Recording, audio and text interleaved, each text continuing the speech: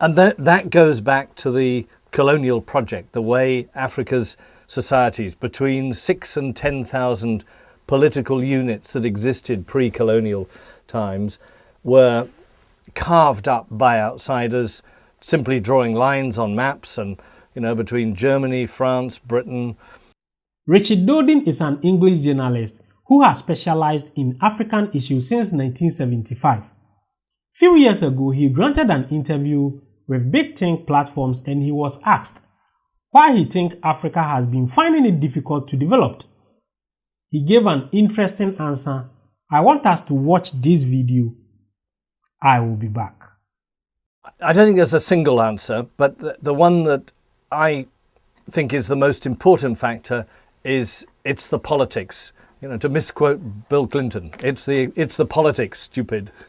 And that goes back to the colonial project, the way Africa's societies, between 6,000 and 10,000 political units that existed pre-colonial times, were carved up by outsiders, simply drawing lines on maps and, between Germany, France, Britain, saying, right, that bit's your bit, that's bit, we'll put the line there, often dividing whole societies.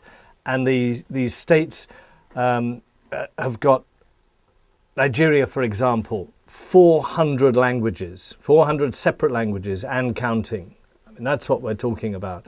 Maybe as many or more centers of old political power. So it's the overlay of these new states on old societies. And states that had, those societies had no part in their creation at all. They were just created and then handed over to them suddenly in the 1950s and 60s. You're independent now, off you go. And to think you can create a nation state like that was always madness. So it is the evolution of those societies that I think it'll take a lot of time. It'll take generations for those nation states to create the sort of feeling of citizenship that Americans have or British people have. And so I just don't think, I think that's the core of the failure of development. Lots of countries going along nicely, suddenly huge political upheaval, maybe even civil war, all destroyed. Everybody flees, the money shifts out. And I think that's one. And I think the other one, which is closely linked to it, is that Africa's politics have fallen into the hands of elites, as the Nigerians would call them. These are a class of people who are pure business politicians, and business and politics go together in Africa. You cannot stand as a poor man.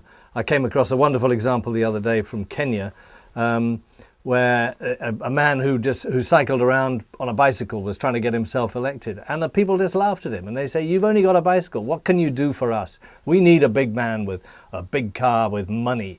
That's the politician we need to." So there's this mentality, which I think has allowed a very small group of people to take over those countries politically, but also economically. And that's why you have something like, I think the World Bank says, between 60 and 70% of Africa's capital shifted out of the continent. It's in banks in Europe and Asia and maybe America as well. But these people just do what the colonialists did, which was suck the wealth out and shift it overseas. And until that changes, that is, until there's a new generation or even a revolution that actually takes power back to African people, I think those problems, that lack of development, will continue. The answer has been, well, why should we invest in Africa as outsiders if the rich Africans don't invest in Africa? And that's been the case up until now. But I think it's changing. I think there is African capital flowing back into Africa, not just from remittances from African diasporas living overseas. I mean, 20 billion a year until recently. Not sure which way it's going to go now.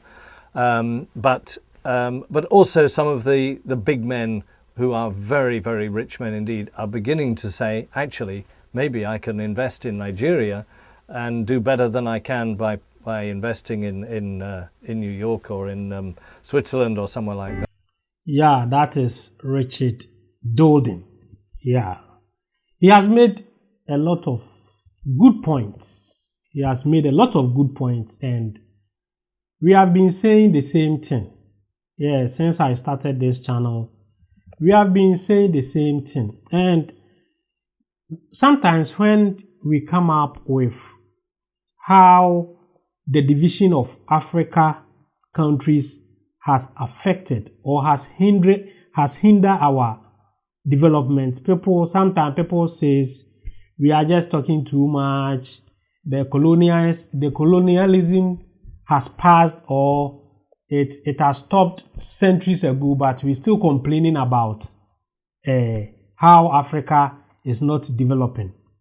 Yes, the colonialism has stopped long time ago, but as you can hear the man, the division or the way they divided us has much implications on us.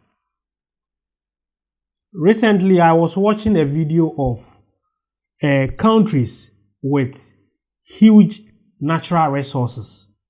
Countries with huge natural resources.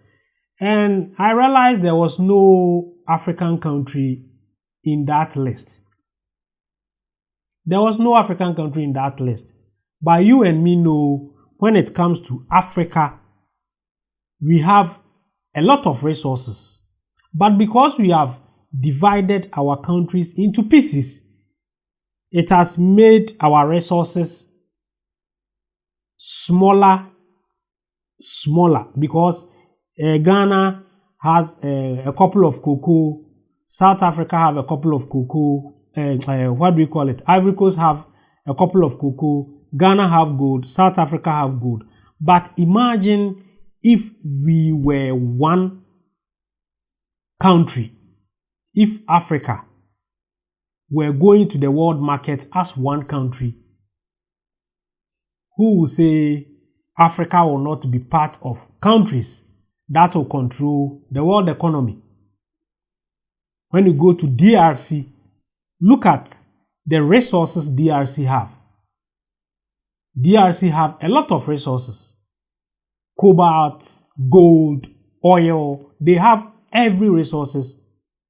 But at the end of the day, because they are a small country on their own, we are not able to go to the world market to compete with them, because we go at small countries. So at the end of the day, you go and they will trump over you. And when they say they are not going to take your gold, they are not going to take Ghana gold, they are going to take from South Africa, you end up reducing your price. So they will give you any price they want. And one thing the man also stated is, he says majority of Africans too only want to give power to elites. They want to give power to elites. That is also somehow how we have been brainwashed. In Africa, if you don't have money, but you have the ideas, you are not respected. No one look at you if you don't have money. That is something that has been also affecting how we choose our leaderships, our leaders. It is affecting how we choose our leaders, because we think only people with money can rule a country. No, that's not how it is. Those who have money, they see politics as a business. So whenever they invest their money into politics, when they come back to power, they end up taking a lot, because they think it's business, and at the end of the day, they have to make profits. So it's about time Africans too, when we are choosing leaders, we have to choose leaders who are patriotic and have very good at heart. They have hearts that are willing to help people or are willing to develop the country. But one thing we have to take into consideration is a leader who is patriotic. Majority of African leaders are not patriotic. They see politics as business, so when they come to power, they amass wealth, they amass properties, and at the end of the day, they will leave power and they will end up suffering. And that's what it has been for more than 70 years. So it's about time, Africa, we wake up. The man has really put up some points, and I hope African leaders, at the end of the day, those whom we call leaders are not really leaders, they are just puppets. So I hope as we are trumpeting or we are trying to preach about African unity or Africa liberation, there will be leaders which will come to power one day that will choose their country first before their pockets. It's about time we think about the continent first before our pockets. That's very important. Please don't forget to subscribe to this channel and turn on the notification button so that anytime I upload any great content, you will be notified. You can also check a lot of videos. I've done many content concerning Pan-Africanism. I've brought a lot of speeches that will inspire you about Africa. So you can go through my video and we are going to get a lot of videos to watch. Thanks for watching. We will meet again.